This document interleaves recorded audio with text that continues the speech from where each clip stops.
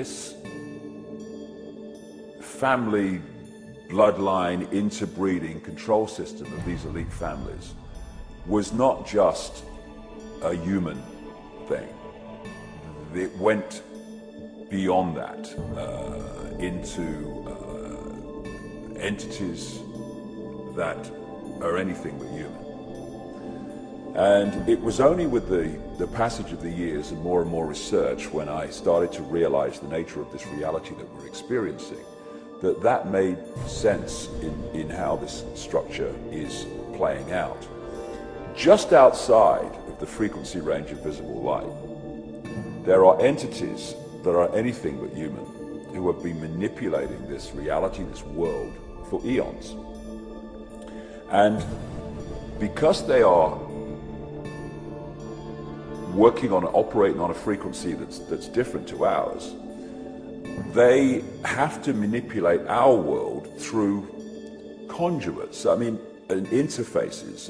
For instance, when you see scientists in a laboratory, they want to work with material that's very dangerous. So the material will be in a big glass tank, and they will be outside the tank, and they'll put on those gloves, and they can work from outside the tank into the tank and do what they have to do.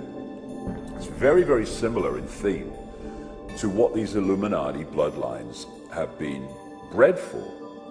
They are bred to be the vehicles within visible light, this world that we experience, of these entities.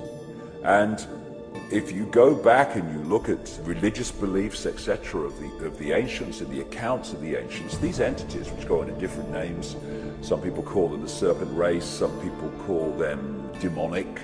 In the Islamic culture, they call them jinns, all different names, but the same entities. The bloodlines are interbreeding incessantly and have been right back to ancient Babylon and Sumer and Egypt, etc., and beyond.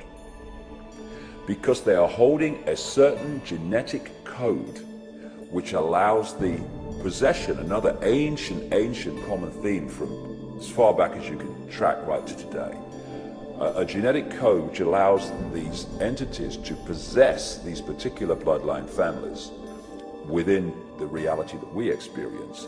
And these families are therefore simply vehicles of these demonic entities. You research any of these families, be it the Rothschilds, the Rockefellers, Greenspan, Alan Greenspan, any of these people, you will go eventually into black magic, blood-drinking human sacrifice rituals where they make sacrifices to the gods. And these gods are these entities which feed off human energy and feed off human blood too. So people accept, yes, long ago people used to do human sacrifice to the gods, yes, and all the rest of it.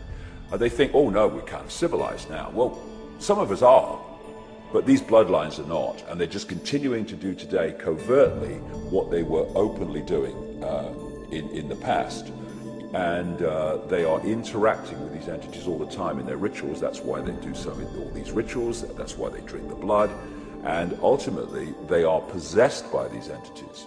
And this brings about a simple situation. You've got the entities, let's call them demonic entities for a wonderful word. They're operating just outside of this visible light reality that we experience. They use the bloodline families as their vehicle to manipulate this reality. They take over their mental, what passes for their emotional processes, their physical processes. And what that means is, when these bloodline families go into positions of power, what we're actually doing is seeing these entities go into those positions of power.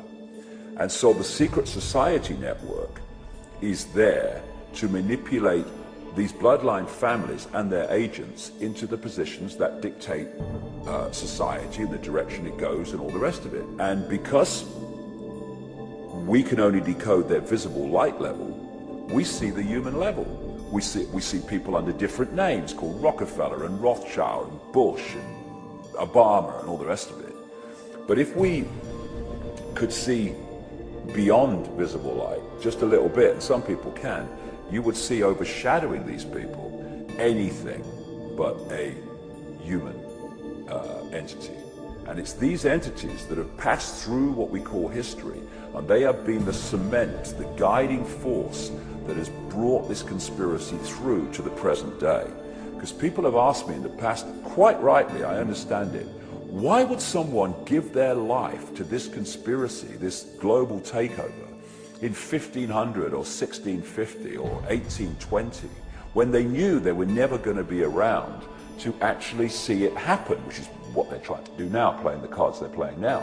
The answer to that is they were just vehicles. These entities are the common force passing through history, which has led this conspiracy to where it is today. What the system has done is to keep from us the nature of the reality we're experiencing and the nature of who we are in life itself. And in doing so, it has kept us completely in the dark about what's actually happening around us. The knowledge that's passed across the top levels of the secret society network through these bloodline families, the most important part of that knowledge is the knowledge of reality itself. For instance, we think as we look around here that we're seeing everything that exists within this room.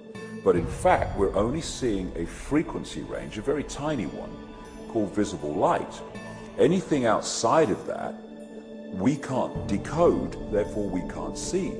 But just like radio stations share the same space without interfering with each other, so other worlds, other dimensions, other realms of reality, if you like, share the same space without interfering with each other.